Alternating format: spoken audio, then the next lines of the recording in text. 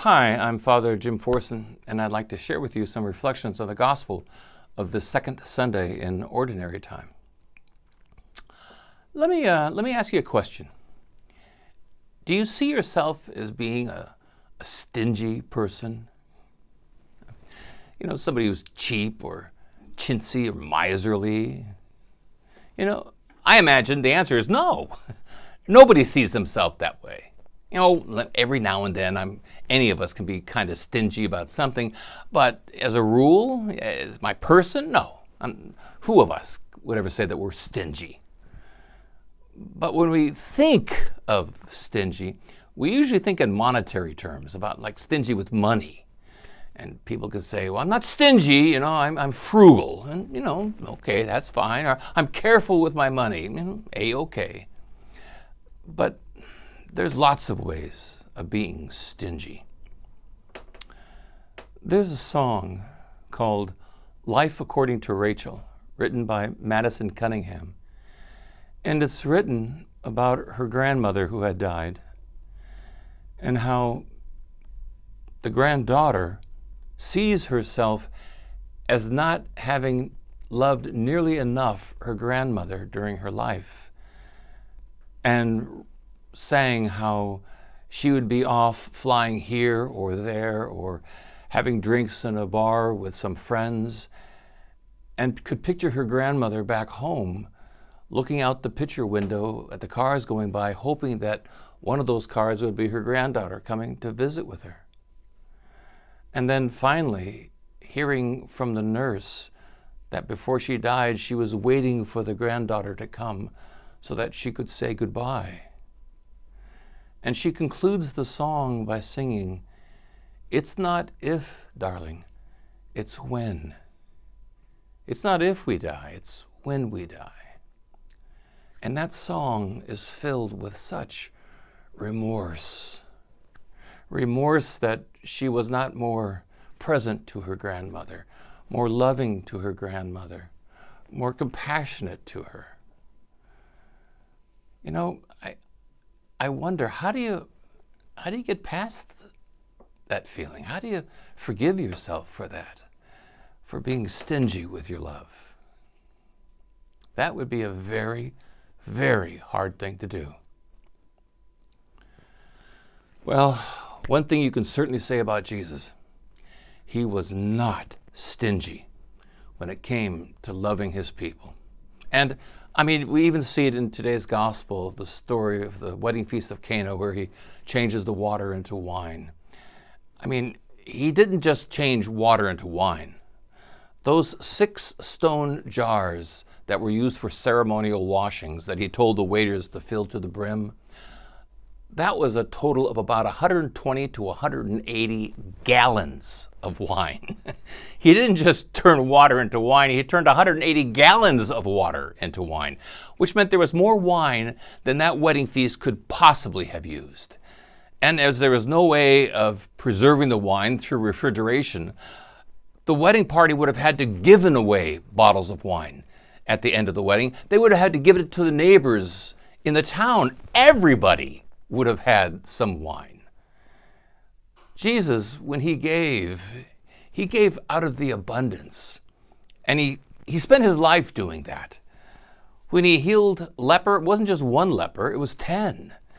And when he fed the hungry, it was 5,000 people. And it made no difference if it was a Roman centurion or if it was the official of a synagogue whose friend or servant or child was sick. He healed them all. And he never asked for anything in recompense. He never said to those lepers, hey, now you owe me. Never. He just gave even when he was exhausted and was looking for an out-of-the-way place to go and relax for a while, and the people tracked him down because they were so needy. He continued to give out of the abundance, and he even said, I came into this world to bring life, and life in abundance. And he did. And we are called, as his disciples, to do the same, to live out of the abundance. Do we live out of the abundance? It's either that or we live out of the scarcity. We see our lives as having not enough and that we got to hang on to what we have. And we'd like to be more generous or more magnanimous or more caring or give more time, but we can't. We don't have enough for ourselves, and so we love stingy. We're called to do what Jesus did, to love out of the abundance, and that is a hard thing to do. You know what I love about this gospel story is that Mary came to Jesus and she simply said to him, "They have no more wine." She didn't add, "and therefore you should." I mean, she didn't put any qualifications to it. When I pray, I do. I say, "Jesus, he is sick, and so therefore heal him." Or, "Jesus, he lost his job, and so therefore help him get one." I tell Jesus what he's supposed to do in my prayers. Mary didn't. She just said, "They have no more wine." And she trusted in her son's magnanimous heart that he somehow, some way would do something wonderful, something miraculous. And when you stop and think about it, they have no more wine. Well, it's not the end of the world. You know, it's embarrassing at your wedding that you didn't have enough for your guests. I mean, any one of us could imagine if we had a wedding and suddenly we realized that we don't have enough food for everybody. Ooh, how embarrassing that would be. But that's all it would be, is an embarrassment. I mean, we're not talking about somebody with leprosy or somebody who's dying or someone who's bleeding to death. Now, those are important miracles. This is just, they don't have enough wine.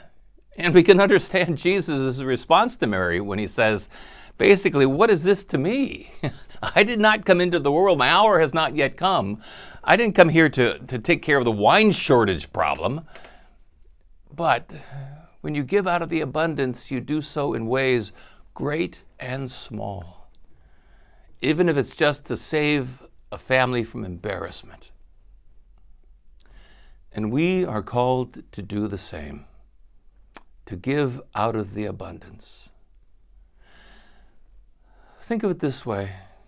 Mary comes to us, and she says to us, quite simply, "Your friend is lonely," or "He's sick in the hospital," or "He just got divorced," or "They lost their job. They have no money." And she just presents it to us, trusting that somehow, some way, we, disciples of Jesus, will do something wonderful. If we live out of the scarcity, we cannot and we will not. But if we live out of the abundance, then in ways great and small, we will do something wonderful. We will turn water into wine.